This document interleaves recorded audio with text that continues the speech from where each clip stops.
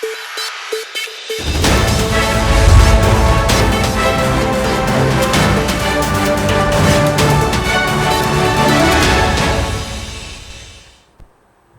పాయింట్లో ఇప్పుడు మరొక interesting topic. AP BJP senior నేత ఎమ్మెల్సీ సోమవీర్రాజు కీలక వ్యాఖ్యలు చేశారు.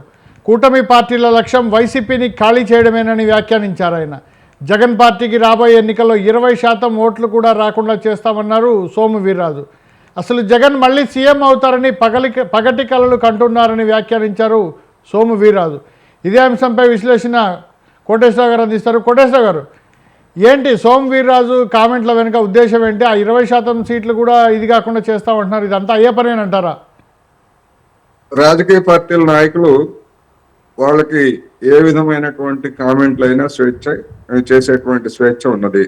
అయితే అది పార్లమెంటరీ లాంగ్వేజ్ పరిధులకు లోబడి ఉండాలి, హుందాగా ఉండాలి అనేది రెండు తెలుగు రాష్ట్రాల్లో ఇప్పుడు జరుగుతున్నటువంటి పరిణామాలని, రెండు తెలుగు రాష్ట్రాల్లో ఉన్నటువంటి పార్టీల నేతలు ఉపయోగిస్తున్నటువంటి భాషను చూసిన తర్వాత అటువంటి అంశాలు ముందుగా చెప్పుకోవాల్సి ఉంది. అందుకని ఒక రాజకీయ పార్టీగా బీజేపీకి చెందినటువంటి సోమవీర్రాజు గారు, లేదా గతంలో ఆయన మీద వచ్చినటువంటి, అంటే బీజేపీలో ఉండగానే ఆయన మీద వచ్చినటువంటి విమర్శలు ఇవన్నీ చూసినప్పుడు సోమవీర్రాజు గారు జగన్మోహన్ రెడ్డి గారికి దాన్నుగా ఉన్నారు. అసలు మొత్తంగా బీజేపీని, కేంద్రంలో ఉన్నటువంటి బీజేపీ లేదా రాష్ట్రంలో ఉన్నటువంటి బీజేపీ 5 ఏళ్ల పాటు, దాదాపు 4.5 సంవత్సరాల పాటు ఎన్నికలకు ముందు వరకు జగన్మోహన్ రెడ్డి గారికి ప్రత్యక్షంగా పరోక్షంగా మద్దతు ఇచ్చిందనేటువంటి ఆరోపణలు ఎదుర్కొన్న అంశాన్ని మనం గమనించాలి. ఎందుకు అంటే రాజును మించిన రాజభక్తి అన్నట్టుగా కేంద్రంలో ఉన్నటువంటి బీజేపీ తీసుకున్నటువంటి ప్రతి చర్యను పార్లమెంట్లో ఆమోదించడానికి తన సభ్యుల చేత ఓటేయించారు జగన్మోహన్ రెడ్డి గారు.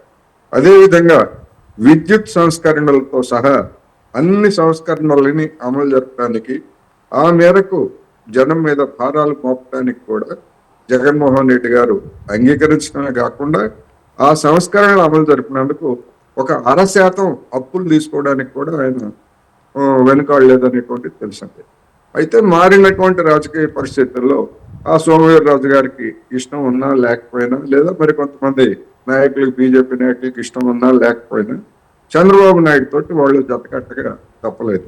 చంద్రబాబు నాయుడుతో జతకట్టి చంద్రబాబు, జనసేన, తెలుగుదేశం 3 పార్టీల కూటమిలో వీళ్ళొక జూనియర్ భాగస్వామిగా ఉన్నారు. అయితే ఇక్కడ ఇదే బీజేపీ ఇప్పుడు 3 పార్టీల కూటమి అధికారంలో ఉన్నది. కానీ జనసేన, తెలుగుదేశం పార్టీ మాత్రమే ఎన్నికల మేనిఫెస్టోను సంయుక్తంగా విడుదల చేశాయి. బీజేపీ పెద్దలు మాకు దీంతో సంబంధం లేదు అని ప్రత్యక్షంగా ప్రకటించకపోయినప్పటికీ దానిలో బీజేపీ వాళ్ళ నాయకులు ఫోటోలు వేయడానికి కానీ లేదా మరొకదానికి కానీ అంగీకరించకపోవడంతో కేవలం 2 పార్టీల మేనిఫెస్టోగానే విడుదల చేసినటువంటిది కూడా ఆంధ్ర రాష్ట్రంలో ఉన్నటువంటి జనం మర్చిపోరు.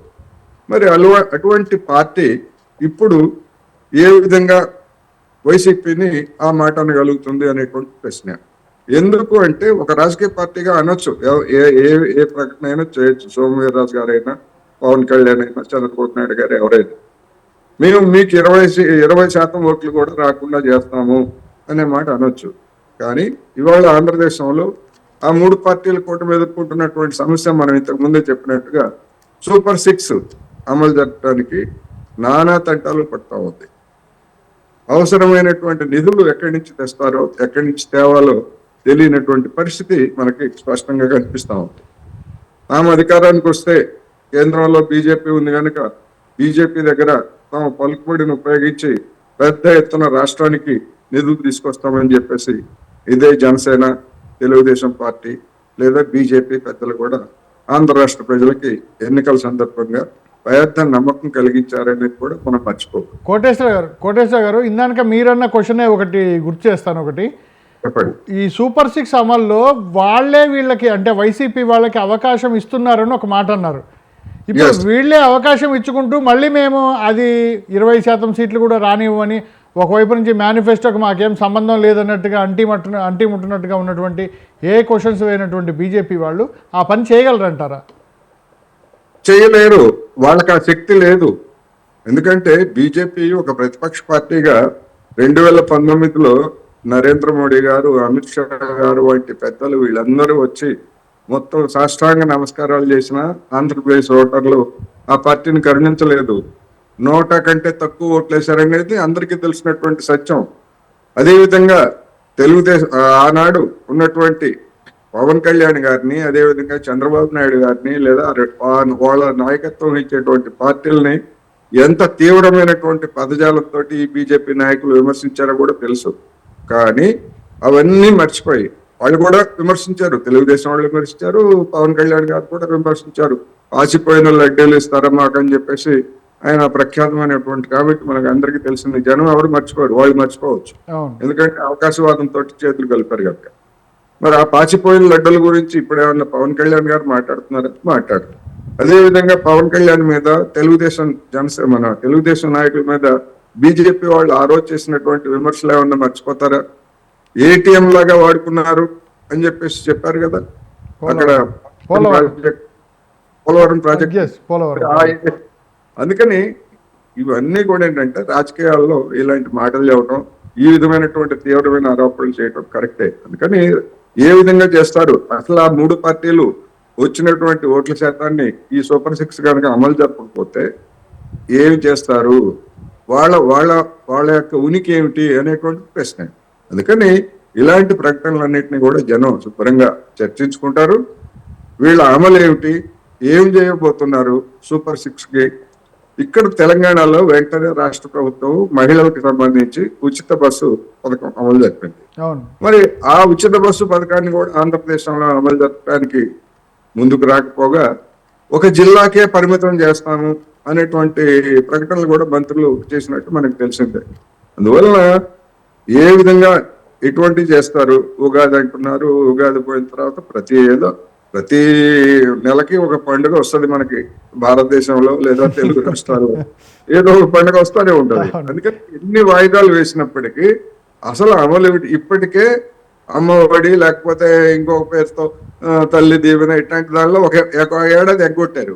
ఎందుకు ఎగ్గొట్టారంటే వాళ్ళకి ఎవరు మళ్ళీ ఆదర్శం? జగన్మోహన్ రెడ్డి గారు.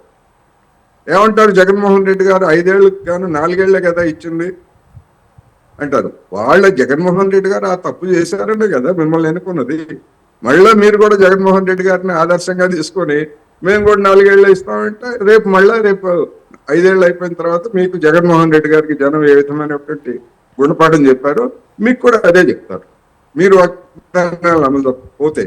అందువలన రాజకీయ నాయకులు సమర్థించుకోవడానికి ఏమో జగన్మోహన్ రెడ్డి కావాలి, దాడి చేయడానికి కూడా మళ్ళీ జగన్మోహన్ రెడ్డి కావాలి. అందుకని ఇది కేవలం ప్రజల్ని మభ్యపెట్టడం కోసం కాదంటారా? రాజకీయ పార్టీలు ఇలా హామీలు ఇవ్వడం ఎన్నికల ముందు, అది ఏ పార్టీ అయినా కావచ్చు, మేము వాళ్ళు ఇచ్చిన దానికంటే మేము ఎక్కువ ఇస్తామని చెప్పి తీరా అధికారం చేతికి వచ్చిన తర్వాత ఇలా చేయడాన్ని ఎలా అర్థం చేసుకోవాలి ప్రజల పాయింట్ ఆఫ్ వ్యూలో? డెఫినెట్ గా అదే జనాన్ని తప్పుదారి పట్టించడం, ఆశ పెట్టడం. బండి గుర్రానికి గడ్డి ఆశ అంటారు కదా, గడ్డిని చూపిస్తా ఉంటే బండి గుర్రం అది నా నోటికి అందుతుందేమోనని చెప్పి పరిగెడతా ఉంటుంది. అదేవిధంగా జనాన్ని కూడా ఇదిగో మేము అమలు జరుపుతామంటే నిజంగానే అమలు జరుపుతారేమో అని చెప్పేసి ఆశపడేటువంటి వాళ్ళు కొంతమంది కొంత శాతం ఉంటారు. ఆ కొంత శాతమే గెలుపోవడం వల్ల నిర్ణయిస్తున్నారు. ఎందుకంటే జగన్మోహన్ రెడ్డి గారికి 39% ఓట్లు వచ్చాయంటే అవేమి తక్కువ కాదు కదా. గతంలో ఓడిపోయినప్పుడు చంద్రబాబు నాయుడు గారికి కూడా దాదాపు అంతే వచ్చినాయి కదా, గణనీయమైనటువంటి ఓట్లు వచ్చాయి. అందుకని హార్డ్ కోర్ మద్దతుదారులు లేదా కార్యకర్తలు ఎప్పుడు అన్ని పార్టీలకి ఉంటారు, గెలిచినా ఓడినా. కానీ మధ్యలో అటు ఇటు వాసిలేషన్ అంటే ఏది ఆకర్షణీయంగా ఉంటే అటువైపు మొగ్గేటువంటి వాళ్ళు, ఏది డెమోక్రటిక్ గా ఉంటే అటువైపు మొగ్గేటువంటి వాళ్ళు కొంతమంది ఓటర్లు ఉంటారు. వాళ్ళు ఈ విధమైనటువంటి తీర్పులను ఇస్తున్నారు. అందుకని ఇప్పుడు ఈ సూపర్ 6 అనేటువంటిది మరి మన సోమవీర్రాజు గారికి మరి ఒకవేళ ఆ వైఫల్యాల్లో మాకేమి బాధ్యత ఉండదని చెప్పి చెప్తారా రేపు? ఎందుకు అంటే మేము మేనిఫెస్టోలో మేము భాగస్వామి కాదు కదా అని చెప్పుకోవచ్చు. తెలంగాణలో ఉన్నటువంటి నాయకులు అప్పుడప్పుడు ఆ మాట అంటున్నారు, మేము ఆ భాగస్వాములమే కానీ అమలు జరపడానికి మేము ప్రయత్నిస్తున్నాం కానీ ఆ మేనిఫెస్టోతో మాకు సంబంధం లేదు అంటే ఆప్షన్ అట్టు పెట్టుకున్నారు. ఎప్పుడైనా కానీ ఒకవేళ ఏదన్నా తేడా వచ్చేట్లయితే మేము చెప్పామా వాగ్దానం అని చెప్పేసి అనటానికి వాళ్ళు సిద్ధంగా ఉన్నారు.